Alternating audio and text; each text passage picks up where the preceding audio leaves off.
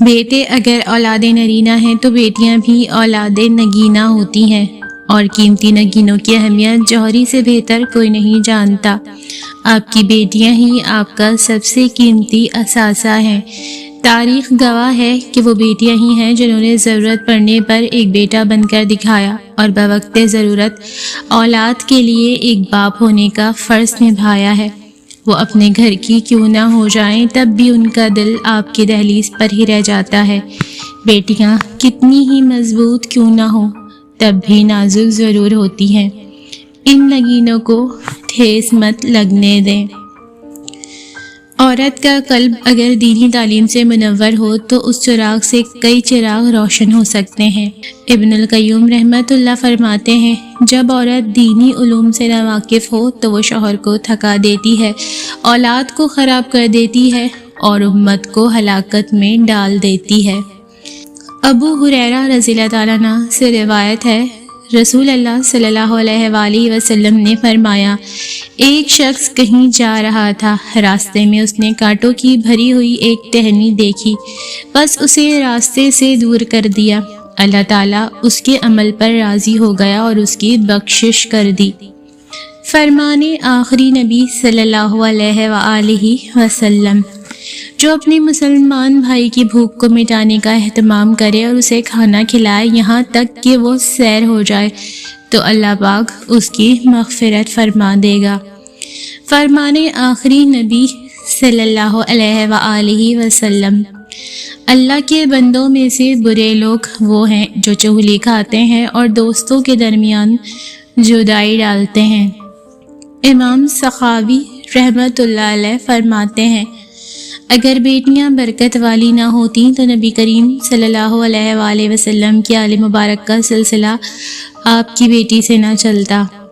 اللہ پاک کا شکر ہے جس نے ہمیں کھلایا پلایا اور ہمیں مسلمان بنایا۔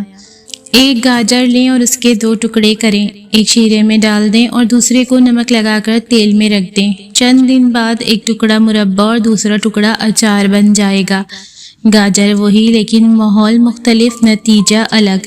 لہٰذا جو کچھ بننا چاہتے ہیں ویسے ہی ماحول کے لوگوں میں بیٹھیں۔ یہ مثال پسند نہ ہو تو گاجر دھو کر کھا لیں۔ میں نے کچھ کہا نہ آپ نے کچھ سنا، شکریہ۔ ہمارے رب نے کبھی یہ نہیں کہا کہ اس کے بندے پرفیکٹ ہوں گے، اس نے کہا ہے کہ آدم کی اولاد میں سب گناہ کریں گے، ان میں سے بہترین وہ ہوں گے جو اپنے گناہوں پر توبہ کرنے والے ہوں گے۔ انسان دوسرے انسانوں کو بہت سطحی پیمانے سے جانچتے ہیں، جیسے دولت، ذہانت، شکل وغیرہ، اور اس حساب سے ہی طے کر لیتے ہیں کہ فلاں ہم سے کمتر اور فلاں ہم سے برتر ہے، ورنہ رب العزت کے ہاں تو کمزور اور طاقتور کی تعریف مختلف ہے، اس کی بارگاہ میں تو جو تقوی میں بہتر ہے وہی برتری پر ہے۔ زندگی میں آگے بڑھنا ہے تو بہرے ہو جاؤ، کیونکہ بعض لوگوں کی باتیں مایوسی میں اضافہ کرتی ہیں۔ موجودہ حالات میں کسی سے بحث نہ کریں۔ اگر کوئی کہے کہ ہاتھی اڑتا ہے تو اس کو بتائیں کہ آج صبح ہماری تار پر بیٹھا تھا۔ اگر آپ کو کوئی چیز بہت شدت سے چاہیے تو یاد رکھیں آپ کے رب کے پاس اس چیز کے خزانے ہیں۔ انسان چاہیے، محبت چاہیے، پیسہ چاہیے، خواہشات چاہیے، اولاد چاہیے، بیماری سے نجات چاہیے، کچھ بھی چاہیے، آپ کے رب کے لیے کچھ مشکل نہیں، لیکن آپ نے بھی اپنی دعا میں صبر کرنا ہے۔ یہ بھی ایک عبادت ہے، آپ ہر روز اپنے رب سے اسی دعا کو مانگیں گے، ایک دن وہ دعا قبول ہو جائے گی۔ اچھے لوگ اپنی غلطی پر نادم ہو کے معافی مانگ لیتے ہیں، برے لوگ اپنی غلطی کا دفاع دوسروں کی غلطیوں کو اجاگر کر کے کرتے ہیں، گھٹیا لوگ اپنی غلطی کا دفاع دوسروں پر بہتان لگا کر کرتے ہیں۔ غلطیاں سب سے ہوتی ہیں، انسان اچھا بنے۔ عبادت فقط فرائض و سنت کی ادائیگی یا تسبیحات سے نہیں کی جاتی، مخلوق کی خدمت، حسن و اخلاق بھی عبادت میں شمار ہوتے ہیں۔ جب دل میں ضد، طبیعت میں میل اور لفظوں میں مقابلہ آ جائے تو یہ تینوں جیت جاتے ہیں، بس صرف تعلقات اور رشتے ہار جاتے ہیں۔ یہ امید نہ رکھیں کہ آپ نے جس جگہ بھلائی کی ہے وہیں سے آپ کو نیکی کا بدلہ بھی ملے گا۔ کبھی کبھی بلکہ زیادہ تر آپ جس جگہ پر نیکی کرتے ہیں اس کا بدلہ کسی دوسری جگہ سے مل جاتا ہے جہاں سے آپ کو امید ہی نہیں ہوتی۔ انسانوں کے پاس امیدیں لے کر کبھی نہ جاؤ، کیونکہ یہ وہ جگہ ہے جہاں صرف مایوسیاں ملتی ہیں۔ اس لیے بس رب العالمین کے در پر گڑ گڑاؤ اور حاجت طلب کرو، کیونکہ یہاں پر مایوس چہرے کو امیدیں مل جاتی ہیں اور ہر تاریک حیات روشنی سے منور ہوتی ہے۔ اللہ کو بتایا کریں اپنے دل کی کیفیت، اسے بتایا کریں کہ آپ کیا محسوس کر رہے ہیں، کتنی تکلیف میں ہیں۔ آپ یقین کریں وہ بہت پیار سے سنے گا، اس کے سامنے رو لینے سے ہی آپ کے دل میں سکون اترے گا، بے شک وہ دلوں کا ہمراز ہے۔ دعا تقدیر کو بلند کرتی ہے، کتنی مصیبتیں دعا سے اٹھا لی گئیں اور کتنی برکتیں دعا سے نازل ہوئیں۔ دعا دیتے ہیں کچھ الفاظ، یا ربی مجھے دنیا کے ہجوم نہیں چاہیے، میں بس آپ کو پانا چاہتی ہوں۔ یا ربی مجھے اپنے سوا ہر کسی کی محبت سے بے نیاز کر دیں۔ یا ربی میں چاہتی ہوں میرا دل بس آپ کی محبت سے بھرا رہے۔ مکافات عمل جب شروع ہوتا ہے تو آپ کو پتھر بھی آ کر لگنے لگتے ہیں جو آپ نے ٹھہرے ہوئے پانی کو مارے ہوتے ہیں۔ حکیم لقمان نے کہا، میں نے زندگی میں بہت سال مختلف دواؤں سے لوگوں کا علاج کیا، مگر اس طویل تجربے کے بعد میں نے سیکھا کہ انسان کے لیے سب سے بہترین دوا محبت اور عزت ہے۔ کسی نے پوچھا اگر یہ اثر نہ کرے تو؟